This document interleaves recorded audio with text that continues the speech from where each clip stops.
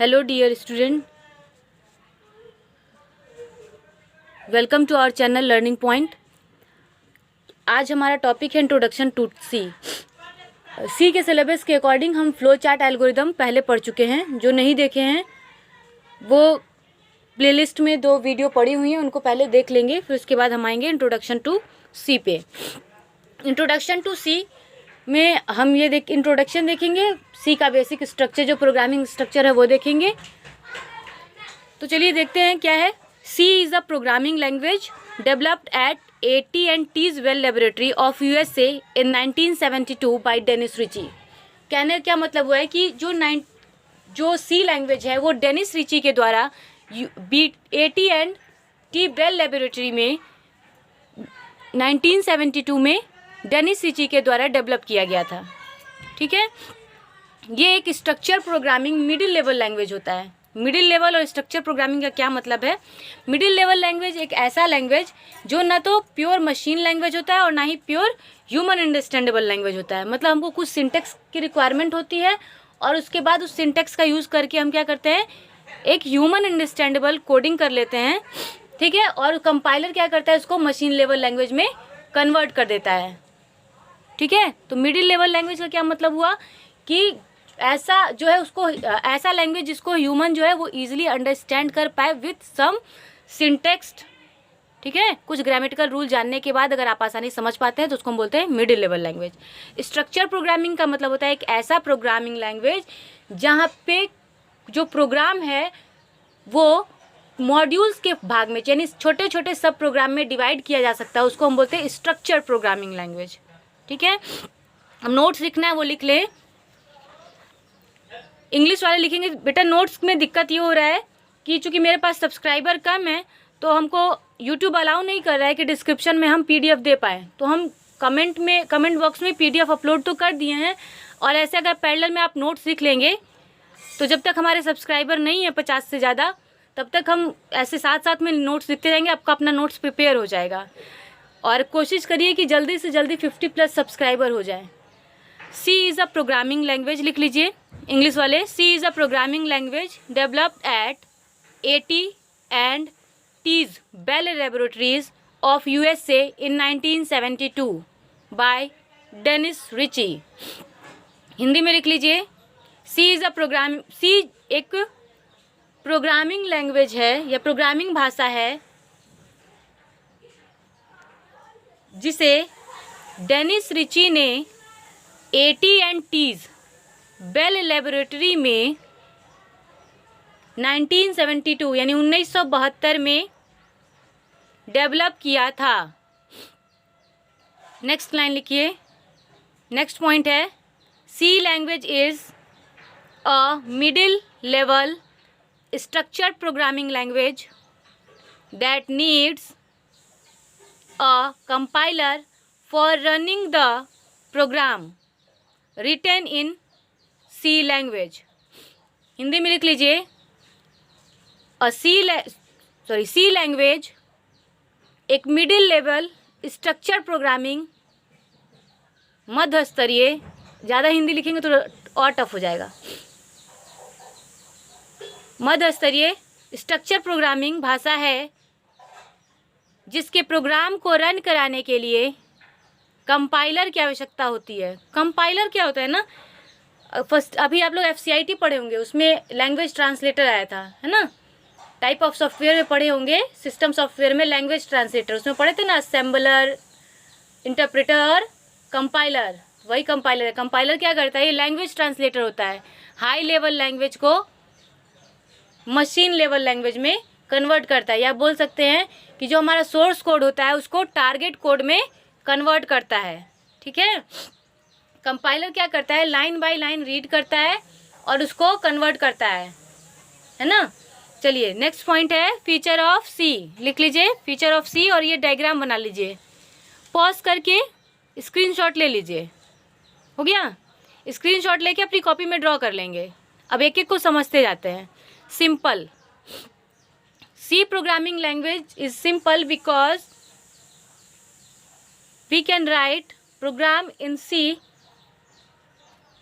if we have a knowledge about the simple English language. अगर हमको साधारण अंग्रेजी भाषा का ज्ञान है तो भी हम सी प्रोग्रामिंग को लिख सकते हैं, इसलिए हम इसको बोलते हैं C is a simple programming language. Next है पोर्टेबिलिटी। पोर्टेबिलिटी का मतलब होता है ईजी टू मूव।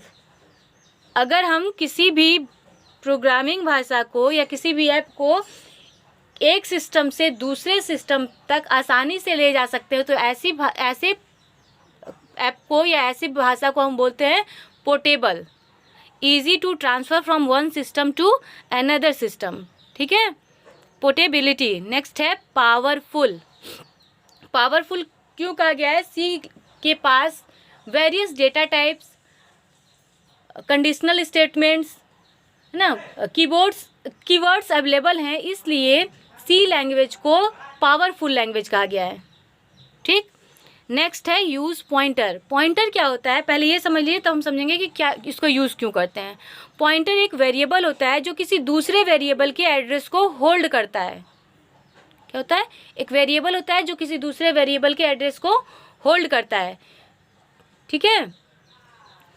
तो पॉइंटर वेरिएबल किसी दूसरे वेरिएबल के एड्रेस को होल्ड करने वाला वेरिएबल होता है। इसकी वजह से क्या होता है कि जब हमको कोई वेरिएबल की वैल्यू प्राप्त करनी होती है या फैच करना होता है मेमोरी से, तो चूंकि हमको उसका एड्रेस पता है तो हम उसको क्या करेंगे, इसलिए वहाँ से फैच कर लेंगे। जैसे मान लीजिए हमको ये पता है कि ये स्टूडेंट का ये नाम है और उसका ये एड्रेस है, तो हम डायरेक्टली जाके उससे मिल लेंगे। लेकिन हमको अगर ये नहीं पता, हमको ये पता है कि वो इस कॉलेज में पढ़ता है और उसका ये नाम है, तो हमको क्या करना पड़ेगा, उसके कॉलेज पे नाम, उसका कॉलेज और नाम चले गए, अब उसको हमको पूरी क्लास में सर्च करना पड़ेगा, तो उसमें टाइम टेकन ज़्यादा होगा। लेकिन अगर हमको उसको हम पहचान रहे होंगे तो हमको सर्चिंग नहीं करनी पड़ेगी ना, पर्टिकुलर हमको पता है कि इस प्लेस पे बैठा है, तो हम डायरेक्ट जाके उससे मिल लेंगे या उससे जो भी डेटा ट्रांसफ़र करना है वो कर लेंगे। सेम चीज़ पॉइंटर करता है, चूँकि ये एड्रेस को होल्ड करता है, हमको डायरेक्ट उस वेरिएबल का एड्रेस मिल जाता है तो हम वहाँ से डेटा को फैच कर लेते हैं। नेक्स्ट है प्लेटफॉर्म डिपेंडेंट। प्लेटफॉर्म डिपेंडेंट का मतलब क्या होता है कि जब कोई प्रोग्रामिंग लैंग्वेज कुछ इस तरह से काम करे कि जिस भी ऑपरेटिंग सिस्टम पे उसको डेवलप किया गया हो सिर्फ वो उसी पे रन और एग्जीक्यूट करे या कंपाइल और रन करे, तो ऐसे ही प्रोग्रामिंग लैंग्वेज को हम कहते हैं प्लेटफॉर्म डिपेंडेंट। कहने का क्या मतलब है कि सपोज़ कि वो विंडो ऑपरेटिंग सिस्टम पे उसको डेवलप किया गया और हम चाहते हैं कि उसको मैक या यूनिक्स पे रन करा ले, तो वो रन नहीं करेगा। क्यों? क्योंकि वो प्लेटफॉर्म डिपेंडेंट है। जिस प्लेटफॉर्म पे डेवलप किया गया है सिर्फ उस पे ही वो एग्जीक्यूट करेगा, ठीक। तो सी क्या होता है, जिस प्लेटफॉर्म पे हम डेवलप करते हैं उस पे ही वो एग्जीक्यूट करता है, दूसरे प्लेटफॉर्म पे यानी दूसरे ऑपरेटिंग सिस्टम को सपोर्ट नहीं करता है, इसलिए हम क्या बोलते हैं, C is a platform dependent programming language. Next है स्ट्रक्चर ओरिएंटेड। स्ट्रक्चर ओरिएंटेड में क्या होता है कि जब हम जो प्रोग्रामिंग है उसको पहले भी हम यहाँ बताया structured programming language. Structure oriented में जो हमारी प्रोग्रामिंग है उसको सब मॉड्यूल्स में यानी सब पार्ट्स में या सब प्रोग्राम में डिवाइड कर देते हैं और उस सब प्रोग्राम को हम क्या कहते हैं, मॉड्यूल्स, जिसकी वजह से जो प्रोग्राम की कॉम्प्लेक्सिटी है मतलब जटिलता है वो कम हो जाती है। जैसे मान लीजिए आपका कोई फंक्शन होने वाला है ना, तो क्या करते हैं, अलग अलग मेंबर को अलग अलग टास्क दे देते हैं या छोटा छोटा, हाँ ना, ऐसा तो होता नहीं कि परंपरा हुआ या कोई प्रोग्राम आपका हुआ तो उस प्रोग्राम में एक ही कैंडिडेट है और एक ही स्टूडेंट है, वो पूरा स्टार्टिंग से लेकर एंड तक परफॉर्म कर रहा है, ऐसा नहीं होता है ना। परफॉर्मेंस को क्या होता है, छोटे छोटे पार्ट में डिवाइड करते हैं। जो उस परफॉर्मेंस को छोटे छोटे पार्ट में अलग अलग लोग को देते हैं ना कि 10 मिनट का आपका प्रोग्राम, 5 मिनट का आपका, 5 मिनट का आपका, तो जो छोटे छोटे पार्ट में डिवाइड करना क्या कहलाता है, मॉड्यूल्स कहलाता है, ठीक है। अब समझ में आ गया होगा ना। नेक्स्ट है केस सेंसिटिव। केस सेंसिटिव का मतलब होता है कि ऐसी प्रोग्रामिंग लैंग्वेज जहाँ पे अपर केस और लोअर केस दोनों का वैल्यू डिफरेंट हो। मतलब क्या हुआ कि अगर हम कोई एक अल्फ़ाबेट कैपिटल लेटर में और स्मॉल लेटर में लिखते हैं तो दोनों के लिए जो मशीन कोड की वैल्यू जनरेट होगी, कंपाइलर जो मशीन कोड जनरेट करेगा उसकी वैल्यू डिफरेंट होगी। जैसे कैपिटल ए और स्मॉल ए लिख रहे हैं, ठीक, सपोज़ आपका नाम लिखा हमने कैपिटल ए से स्टार्ट किया, ठीक है, और दूसरी जगह उसको स्मॉल ए से लिखे, तो उन दोनों की जो मशीन कोड वैल्यू आएगी वो डिफरेंट आएगी, ठीक। तो सी कंपाइलर क्या करता है, दोनों के लिए डिफरेंट वैल्यू देता है, इसलिए हम इसको बोलते हैं ये क्या है, केस सेंसिटिव है, ठीक। सिंटेक्स बेस्ड का मतलब है कि सी में कुछ पहले से डिफाइंड रूल रेगुलेशंस हैं, हमको उनका ही यूज़ करना पड़ता है, ठीक, जैसे जो कीवर्ड हैं जिस तरह से लिखा है उस तरह से लिख सकते हैं। जैसे हम कुछ अगर आइडेंटिफायर डिफाइन करते हैं तो उनके बीच में हम ब्लैंक स्पेस नहीं दे सकते हैं, फर्स्ट वर्ड जो होता है वो नंबर नहीं लिख सकते हैं। तो ये सारे रूल्स जो बताते हैं वो उसको हम बोलते हैं कि ये जो सी लैंग्वेज है वो क्या है, सिंटेक्स बेस्ड प्रोग्रामिंग लैंग्वेज है। आगे हम पढ़ेंगे सी टोकन, तो वहाँ पे हमको बताया जाएगा कि क्या क्या इसके रूल हैं। ठीक है, चलिए एक सिंपल सा सी का प्रोग्राम देखते हैं कि सी प्रोग्रामिंग का स्ट्रक्चर कैसा होता है। देखिए सी का सबसे छोटा प्रोग्राम लिए हम कि वो दिखने में सी प्रोग्राम कैसा दिखता है। दिखने में कैसा दिखता है, सबसे पहले ऊपर हेडर फाइल होता है, उसके बाद मेन फंक्शन लिखा होता है और मेन का ये बॉडी होता है। ठीक है, अब हेडर फाइल क्या होता है, ये हैश सिंबल क्यों लगा है ये सब समझते हैं। ये हैश सिंबल बताता है कि ये जो हम लिख रहे हैं वो प्री प्रोसेसर है। प्री प्रोसेसर की क्या ज़रूरत है, प्रोसेसिंग से पहले कुछ चीज़ कर लेना हमको है तो हम प्री प्रोसेसर का यूज़ कर रहे हैं। तो प्रोसेसिंग कहाँ से हो रही है, हाँ प्रोसेसिंग जो है हमारा जो प्रोग्राम होता है सी प्रोग्राम, उसका एग्जीक्यूशन कहाँ से स्टार्ट होता है, मेन फंक्शन से। ठीक, तो मेन फंक्शन के पहले जो काम करना है उसके लिए हम क्या यूज़ करते हैं, प्री प्रोसेसर का। ठीक, अब यहाँ प्री प्रोसेसर का क्या इंस्ट्रक्शन है, हैश इंक्लूड करना है। अपने इस प्रोग्राम में कुछ इंक्लूड कर रहे हैं, क्या इंक्लूड कर रहे हैं, stdio.h मतलब स्टैंडर्ड इनपुट आउटपुट, स्टूडियो ना, तो STD stands for standard and I stands for input and O stands for output, standard input output dot H stands for header file. Okay, तो यहाँ क्या किया, standard input output dot H मतलब एक standard input output header file को अपने programme में include कर लिया। ठीक, ऐसे ही एक और हेडर फाइल है कंसोल इनपुट आउटपुट, CONIO है ना, कंसोल को लिखते कोनियो का मतलब है CONIO, console, con for console and IO means input output header file. ठीक है, इन हेडर फाइल्स में कुछ फंक्शंस पहले से डिफाइंड हैं, उनको हम डायरेक्टली अपने प्रोग्राम में यूज़ कर सकें। क्योंकि हम अगर फंक्शन को बार बार डिफाइन करेंगे तो प्रोग्राम की कॉम्प्लेक्सिटी बढ़ जाएगी, बहुत बड़ा प्रोग्राम हो जाएगा। तो हमको क्या करते हैं, जो कि पहले से जो चीज़ें हमारी सी लाइब्रेरी में डिफाइंड है उनको डायरेक्टली यूज़ कर लेते हैं।